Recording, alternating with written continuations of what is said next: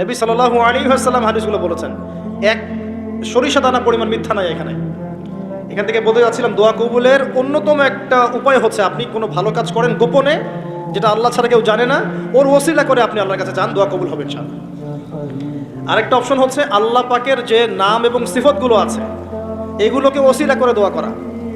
যেমন, আল্লাহ তোমার রহমান নামের ওসিলায় আমি তোমার কাছে দয়া চাচ্ছি, তোমার আল গফুর নামের ওসিলায় আমি ক্ষমা চাচ্ছি, তোমার আর রাজ্জাক নামের ওসিলায় আমি রিজিক চাচ্ছি, ওয়াহাব নামের ওসিলায় আমি সন্তান চাচ্ছি, ইত্যাদি। কথা কি বুঝতে পারছেন? যে নামের সাথে যে বিষয়টা যায় এটা ওসিলা করে আপনি দোয়া করলে ইনশাআল্লাহ তাআলা আপনি আপনার ফলাফল পাবেন। আর একটা সবচেয়ে বড় অস্ত্র শিখিয়ে দিচ্ছি, এটা আমি কাউকে শিখাইনি আজ পর্যন্ত, আজকেই প্রথম। এবং আমি আমার জীবনে দেখেছি এই ওসিলা করে যা চেয়েছি পাইনি এমন কোনোদিনও যায় নাই, আলহামদুলিল্লাহ। আমি সম্পূর্ণ আল্লাহ পাকের কৃতজ্ঞতা এবং শুকরিয়া আদায় করছি। এইটা ওসিলা করে আমি যা চেয়েছি আমি সারা জীবনে তাই পেয়েছি। এবং আমি বিশ্বাস করি আমি যা পেয়েছি, এই বয়সে আমি যা পেয়েছি, আল্লাহ পাক কোটি কোটি মানুষকে তাদের নাই, এটা আমি বিশ্বাস করি।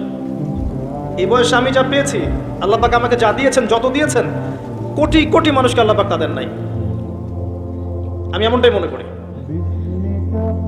আমি কি শিখাই দেবো সেটা? আপনি আল্লাহ পাকের তাওহীদের ওসিলা দিয়ে দোয়া করেন। দোয়া করতে করতে আল্লাহকে বলেন, আল্লাহ তোমার তাওহীদের কালিমা লা ইলাহা ইল্লাল্লাহ এর ওসিলা করে তোমার কাছে আমি চাচ্ছি, আপনি পাবেন ইনশাআল্লাহ। যদি আপনার রিজিক হালাল হয়, যদি আপনার আকীদায় শিরক না থাকে, যদি আপনার আমলে বেদাত না থাকে, ইনশাআল্লাহ পাবেন। এর পরেও দুটা কথা আছে, সেটা হলো যদি দেখেন পান নাই, ইনস্ট্যান্ট পান নাই, মনে করবেন না দোয়া কবুল হয় নাই। এমনও দোয়া আছে যে আমি 10 বছর থেকে করছি এখনো পাইনি। এমন দোয়া আছে আমি নিজেই 10 বছর থেকে করছি, আমার কাছে মনে হয় 2009-10 সাল থেকে আমি করছি, এখন পর্যন্ত পাইনি, ইনশাআল্লাহ পাবো। তো ইনস্ট্যান্ট সব পেতে হবে এমন নয়।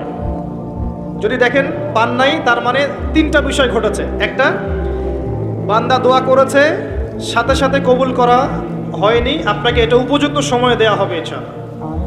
2 নাম্বার, এই যে আপনি আল্লাহর কাছে চেয়েছেন, এর ওসিলায় আল্লাহ পাক আপনার আমল, আপনার তাকদীর থেকে কোনো বিপদ আপদ সরিয়ে দিয়েছেন, আপনি বুঝতে পারেননি। আপনি দোয়া করেছেন, হয়তো মনে হচ্ছে আপনি পান নাই, কিন্তু এর ওসিলায় আল্লাহ পাক আপনার তাকদীর থেকে কোনো বিপদকে মিটিয়ে দিয়েছেন, আপনি বুঝতে পারেননি। আরেকটা হচ্ছে, দুটার কোনোটাই হয়নি, পরকালে কিয়ামতের মাঠে আল্লাহ আপনাকে দিবেন জন্য জমা রেখেছেন। অতএব দোয়া করলে কোনো লস নাই, বেশি বেশি দোয়া করবেন।